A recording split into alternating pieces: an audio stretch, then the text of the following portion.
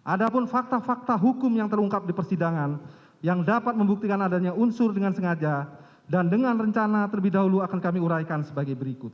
1. Bahwa benar sesuai fakta persidangan berdasarkan alat bukti keterangan saksi Kuat Ma'ruf, saksi Putri Chandrawati, saksi Susi, dan keterangan terdakwa Ricky Rijal Wibowo.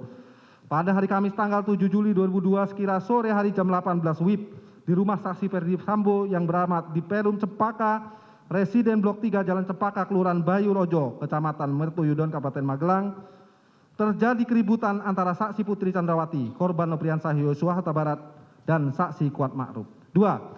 Bahwa benar sesuai fakta persidangan berdasarkan bukti keterangan saksi Kuat Ma'ruf, saksi Putri Chandrawati, saksi Susi, dan keterangan terdakwa Ricky Rijal Wibowo. Keributan tersebut terjadi bermula pada saat saksi Susi sedang bersama dengan saksi Kuat berada di dekat garasi. Tiba-tiba terdengar suara dari dalam menuju ke pintu utama rumah, kemudian masuk korban Nopriansah Yosua Huta Barat. Melalui pintu samping garasi mobil menuju dapur, lalu Kuat Ma'ruf berkata, "Ini anak kenapa kok pintu dibanting?" Lalu saksi Susi menjawab, "Enggak tahu ini, enggak tahu itu, emang Om Yosua dari mana?" Selanjutnya saksi Susi berkata, "Bi."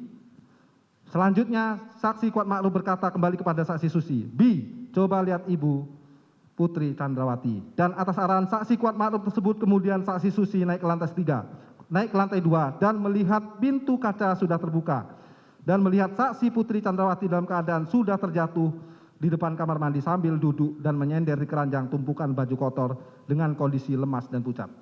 3. Bahwa berdasarkan keterangan dari saksi Putri Chandrawati di persidangan pada pokoknya menerangkan saksi Putri Chandrawati telah menjadi korban kekerasan seksual atau pemerkosaan yang dilakukan oleh korban Nopriansah Yosua Huta Barat pada sore hari Kamis tanggal 7 Juli 2022 yang berujung pada keributan antara Kuat Ma'ruf dan korban Nopriansah Yosua Huta Barat. Bahwa alat bukti yang mendukung keterangan saksi Putri Chandrawati telah mengalami kekerasan seksual atau pemerkosaan yang dilakukan oleh korban Nopriansah Yosua Huta Barat adalah tidak cukup alat bukti. 5. Bahwa benar di dalam persidangan justru terungkap fakta-fakta hukum yang bertolak belakang dengan keterangan saksi Putri Chandrawati yang menerangkan bahwa dirinya telah mengalami kekerasan seksual atau pemerkosaan yang dilakukan oleh korban Nopriansah Yosua Huta Barat. Sebagaimana keterangan saksi Susi, saksi Richard Eliezer Pudeng Lumiu, saksi Kuat Ma'ruf, dan terdakwa Ricky Rijal Wibowo yang tidak melihat dan tidak mengetahui kalau saksi Putri Chandrawati telah dilecehkan atau diperkosa oleh korban, serta tidak adanya dukungan alat bukti surat berupa visum. Bahwa berdasarkan fakta hukum tersebut justru menunjukkan keterangan saksi Putri Chandrawati yang merasa telah mengalami kekerasan seksual atau pemerkosaan yang dilakukan oleh korban Nopriansah Yosua Huta Barat adalah janggal dan tidak didukung alat bukti dengan alasan sebagai berikut.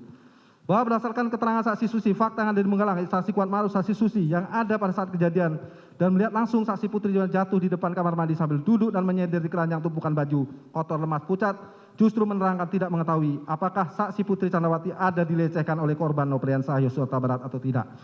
Bahwa keterangan saksi Kuat Ma'ruf dan saksi Susi tersebut juga diperkuat oleh keterangan saksi Richard Pudeng Lumiu dan keterangan terdakwa Ricky Rijal Wibowo yang juga menerangkan tidak mengetahui apakah saksi Putri ada dilecehkan oleh korban Nopriansah Yosua Huta Barat atau tidak.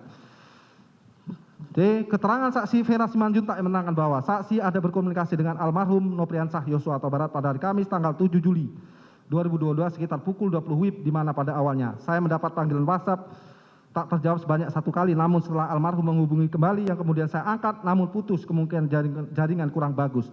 Lalu tiba-tiba saya buka handphone, tiba-tiba terdapat 4 kali tidak terjawab dari korban. Lalu sekitar pukul 20.30 WIB almarhum Nopriansah Yosua menghubungi atau menelpon saya kembali melalui telepon WhatsApp, di mana pada saat itu saya sedang dinas malam di puskesmas tempat saya bekerja. Lalu korban bertanya, "Adik lagi di mana?" Saya menjawab, "Lagi dinas malam Bang." "Kenapa Bang?" Kemudian korban mengatakan, "Kurang ajar. Dikarenakan situasi pada saat itu banyak teman kerja dan ramai. Kemudian saya mencari tempat yang sepi, lalu saya bertanya, 'Kenapa tadi Bang?' Korban menjawab, 'Kurang ajar orang ini.' Saya bertanya lagi, 'Kenapa?' Lalu korban menjawab, 'Ibu sakit, aku dituduh bikin ibu sakit.' Saya tanya lagi, 'Sakit apa?' Lalu dijawab, 'Enggak tahu saya.' Lalu saya bertanya kembali, 'Siapa yang menuduh?' Dijawab korban, adalah orang di sini. Saya bertanya lagi, 'Iya siapa?' Lalu korban mengatakan, 'Aku diancam.' Saya bertanya, 'Diancam kayak mana?' Lalu korban menjawab, 'Berani kau naik ke atas, kubunuh kau.'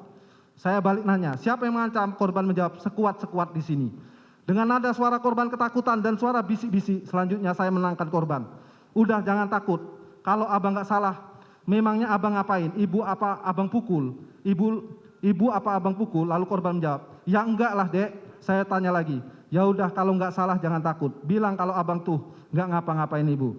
Lalu korban hanya menjawab, ya udah nanti abang kabari lagi. Kemudian saya bertanya lagi, emang abang lagi di mana? Korban menjawab, abang lagi dinas di Magelang. D. BAP saksi Sugeng Putut tanggal 3 Agustus 2028 di bawah sumpah dibacakan di persidangan pada pokoknya menerangkan saksi beberapa kali diperingatkan oleh saksi Ferdisambo bahwa cerita di Magelang tersebut tidak ada. Itu hanya ilusi. E. Berdasarkan keterangan ahli Profesor Dr. Muhammad Mustafa untuk membuktikan ada tidaknya suatu perbuatan kekerasan seksual atau pemerkosaan harus ada bukti ilmiah, yaitu pemeriksaan forensik seperti jejak DNA. Jika tidak dilakukan maka susah melakukan pembuktian dan ahli forensik dapat digunakan namun harus dikuatkan oleh bukti lain dan tidak boleh hanya bertumpu pada itu saja. F. Bahwa berdasarkan pendapat ahli kriminologi dari Universitas Indonesia, Profesor Dr. Muhammad Mustafa menerangkan, 1. Orang jarang mau melakukan tindakan yang beresiko tinggi kecuali ia sanggup menerima resiko. 2. Bahwa ada relasi kuasa antara laki-laki yang melakukan kekerasan seksual kepada perempuan harus ada pertimbangan mengenai resiko yang terjadi serta keadaan psikologis kepada seorang calon pelaku. G. Bahwa dipandang dari teori relasi kuasa dihubungkan dengan kedudukan saksi Putri Candrawati sebagai seorang istri penegak hukum berpangkat Jenderal Bintang 2 dan memegang jabatan sebagai Kadipropam, maka menjadi janggal perbuatan kekerasan seksual atau permasalahan tersebut benar terjadi, apalagi dilakukan dalam situasi, kondisi, dan cara-cara sebagai berikut. 1. Ada fakta keadaan rumah yang tidak terlalu besar berada di pemukiman padat penduduk. 2. Ada fakta saat kejadian rumah tidak dalam keadaan sepi, namun ada ART dan para ajudan lainnya. 3. Adanya fakta korban Nopriansah Yosua Huta Barat ada seorang ajudan yang terlatih dan penunjukannya pastilah sudah berdasarkan penilaian ketat. 4. Adanya fakta korban Nopriansah Yosua Huta Barat adalah orang yang sangat dipercaya, yaitu dilihat dari tugas-tugas yang salah satunya mengelola keuangan yang digunakan untuk memenuhi kebutuhan sehari-hari di rumah Saguling dan rumah dinas Duren 3 nomor 46. H.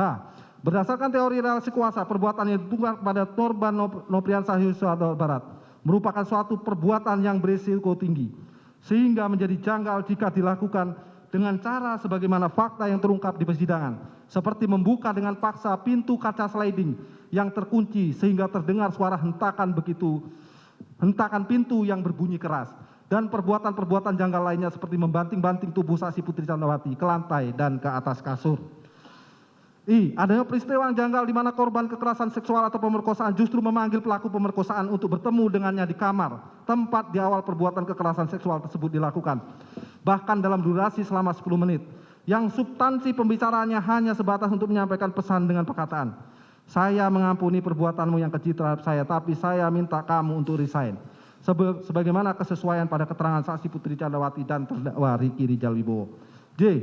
Adanya peristiwa yang janggal di mana korban kekerasan seksual atau pemerkosaan justru dibiarkan pergi melakukan isolasi mandiri di tempat yang sama dengan pelaku kekerasan seksual, yaitu di rumah Duren 3, tanpa memiliki rasa trauma dan ketakutan sebagaimana yang terjadi pada korban pemerkosaan pada umumnya, adalah menunjukkan bahwa peristiwa kekerasan seksual hanyalah sebagai skenario yang dibuat untuk menutupi peristiwa yang sebenarnya. K. Tuduhan kekerasan seksual tidak didukung dengan alat bukti ilmiah seperti alat bukti visum et repertum sebagai pendapat Profesor Dr. Muhammad Mustafa. Pada pokoknya menerangkan bahwa untuk membuktikan pemerkosaan harus ada bukti ilmiah, yaitu pemeriksaan forensik seperti jejak DNA. Jika tidak dilakukan maka susah melakukan pembuktian dan ahli selanjutnya mengatakan hasil psikologi forensik dapat digunakan, namun harus dikuatkan oleh bukti lain. Tidak boleh hanya bertumpu pada satu saja. Bahwa di dalam keterangannya ahli kriminologi Profesor Dr. Mustafa memberikan kesimpulan, 1. Di dalam perkara quo kekerasan seksual atau pemerkosaan bukan sebagai motif atau latar belakang yang mendahului. 2. Adanya kemarahan pelaku terhadap peristiwa yang terjadi di Magelang adalah tidak jelas